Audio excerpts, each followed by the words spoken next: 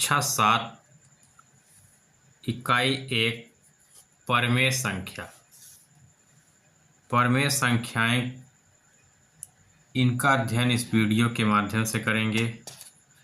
तो इससे पहले हम कुछ बेसिक जान लेते हैं, इसके बाद हम इन सवालों की तरफ चलेंगे। पहली पॉइंट है, आप इसे नोट भी करते चलिए, सभी भिन्न परमेय संख्याएं हैं। कह क्या रहा है? सभी भिन्न परमेय संख्याएं हैं। ये पॉइंट आपका ये बन जाएगा। यहाँ भी देखिए, आपको दिख रहा होगा, प्रश्न है जिसका आंसर सभी परमेय संख्याएं भिन्न नहीं होती। सभी जो परमेय संख्याएं वो भिन्न नहीं होती, परंतु प्रत्येक भिन्न परमेय संख्या होती है। तो यही चीज़ आपको नोट डाउन यहाँ भी कहा है, सभी भिन्न क्या होगी? परमेय संख्या। तो यहाँ प्रत्येक भिन्न जो होगी वो परमेय संख्या होगी, लेकिन ये जरूरी नहीं है कि सभी परमेय संख्या भिन्न ही हो। ठीक, इसको जरूर ध्यान में रखिएगा। और दूसरा नोट पॉइंट आपका ये बन जाएगा, परमेय संख्याओं में पूर्णांक और भिन्न सम्मिलित होते हैं। ठीक, ये कुछ पॉइंट हैं जिनके बारे में आपको अध्ययन करना बहुत ही जरूरी है। ठीक, एक पॉइंट ये आपका बन जाएगा, किसी परमेय संख्या के अंश तथा हर में एक ही शून्योत्तर पूर्णांक से गुणा करके समतुल्य परमेय संख्याएं प्राप्त की जा सकती हैं। तो यहाँ गुणा करने की बात कर रहा है, गुणा करके ही हम परमेय संख्या प्राप्त कर सकते हैं। ठीक, बाकी इसके बाद है यहाँ सरलतम रूप का प्रगुण, सरलतम रूप कैसे करना है, प्रसार रूप कैसे करना है, इन सभी का अध्ययन हम करेंगे। तो एक बार आप इसको पढ़ लीजिएगा तो निश्चित रूप से समझ में आ जाएगी। ठीक, अब जो कुछ और बिंदु हैं ये हम देख लेते हैं। जैसे निष्कर्ष क्या निकला है, एक परमेय संख्या p बटे q, p बटे q का मतलब होता है अंश बटे हर। ठीक, p बटे q सरलतम रूप में तभी होती है जब q धनात्मक पूर्णांक तथा p और q के निरपेक्ष मानों का महत्तम समापवर्तक 1 के अतिरिक्त अन्य कोई संख्या ना हो। मतलब एक तो कॉमन होगा, एक में किसी से गुणा करा देंगे तो एक ही प्राप्त होता है, एक के अतिरिक्त कोई और ना हो। और दूसरा पॉइंट क्या है आपका, परमेय संख्या का सरलतम रूप ही उसका मानक रूप होता है। ठीक, इन सब चीज़ों का अध्ययन करने के बाद अब हम सीधा चलते हैं प्रश्नावली की तरफ। प्रश्नावली जो अभ्यास है, अभ्यास 1 कह रहा है, निम्नांकित पूर्णांकों को परमेय संख्या के रूप में लिखिए जिनका हर 1 हो। हर की बात किया है कि हर 1 हो। ठीक, एक एक पॉइंट को हम समझते चलेंगे और एक एक पॉइंट को लिखते चलेंगे। तो इससे क्या होगा कि आपको समझने में भी आसानी हो जाएगी और समझ में भी सवालें आ जाती हैं। ठीक, और अगर कहीं भी किसी प्रकार की दिक्कत हो तो वीडियो एक बार पुनः देखिएगा, जरूर समझ में आ जाएगी। ठीक, तो सबसे पहले हम क्लास की बात करते हैं। कक्षा 7 यूपी बोर्ड की गणित है। ठीक, अभ्यास की बात की जाए तो आपका अभ्यास कितना है? 1। सवाल नंबर पहली, सबसे पहले तो हमें ये समझना ही होगा कि परमेय संख्या क्या होती है।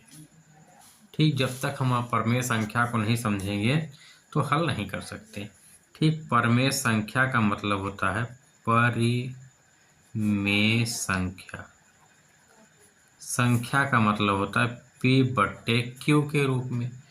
p जहां हमारा अंश हो जाता है और q क्या हो जाएगा? हर हो जाएगा। अब सवाल नंबर 1 की तरफ चलते हैं, जहां दिया है -7, 11, कामा करके 27, -45 और 71 ये संख्या दी गई है। ठीक, ये देखिए -7, 11, 27, 45 और 71 कह रहा है क्या? निम्नांकित पूर्णांकों को परमेय संख्या के रूप में लिखिए जिसका हर 1 हो। हर 1 अर्थात हर क्या होगा? 1, तो अंश के रूप में इसको लिखेंगे। तो यहाँ पे क्या हो जाएगा? -7 बटे 1। इसकी वैल्यू क्या हो जाएगी? 11 बटे में हम 1 कर लेंगे।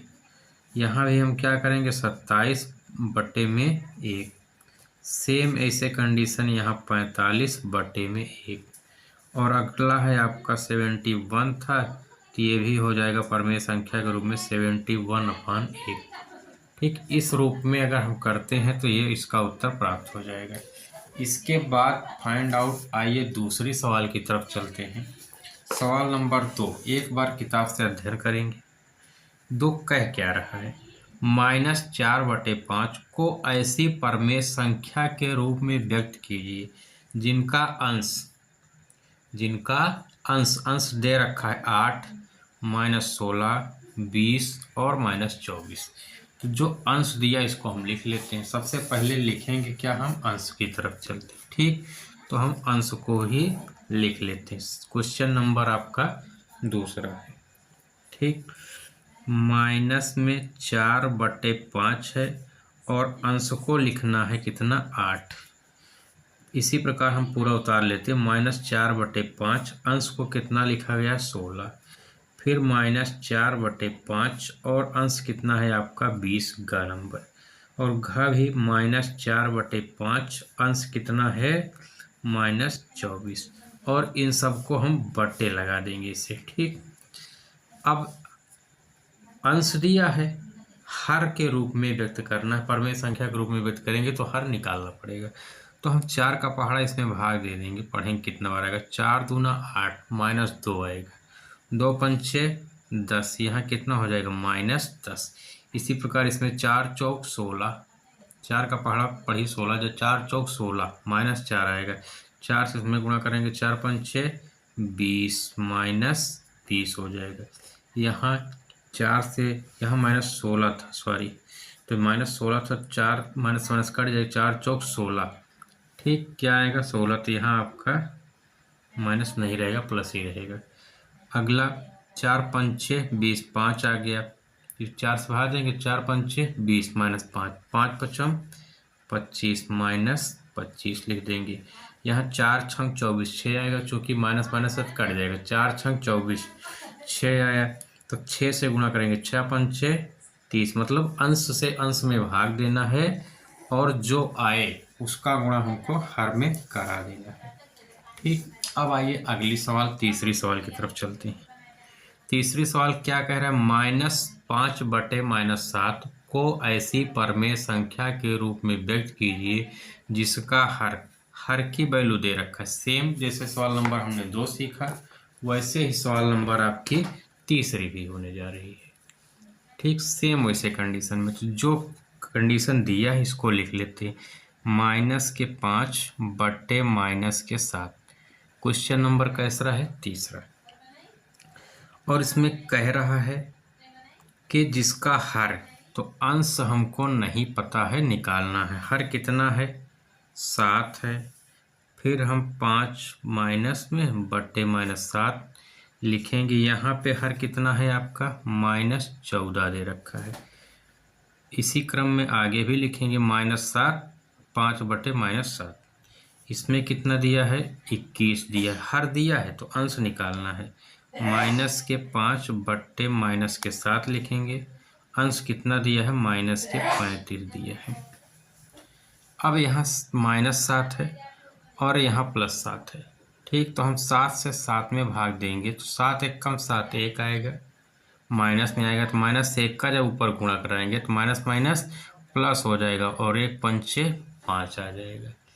यहाँ 7 से अगर इसमें भाग देंगे तो यहाँ पे माइनस है, 7 से जब इसमें भाग देंगे तो 7 दूनी 14, 2 आएगा, माइनस माइनस कट जाएगा, 2 आ जाएगा, 2 पंचे 10 और माइनस में 10, क्योंकि यहाँ माइनस था और यहाँ प्लस आ गया था।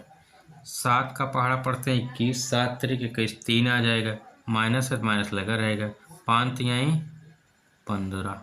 ठीक, इसके बाद 7 पच्चे 35, माइनस माइनस कट जाएगा, 7 का पहाड़ा पढ़े 35, 7 पच्चे 35, 5 किस में आएगा, प्लस में, क्योंकि माइनस माइनस कट जाएगा।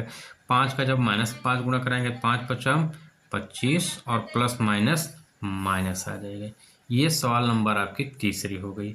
अभ्यास 1 की हमने सवाल नंबर पहली समझी, दूसरी समझी और तीसरी समझी। उम्मीद है आप लोगों को समझ में भी आई होगी। अगर समझ में आई है तो वीडियो को एक लाइक ज़रूर कर दीजिएगा। चैनल पर नए हैं तो चैनल को भी सब्सक्राइब कर लीजिएगा।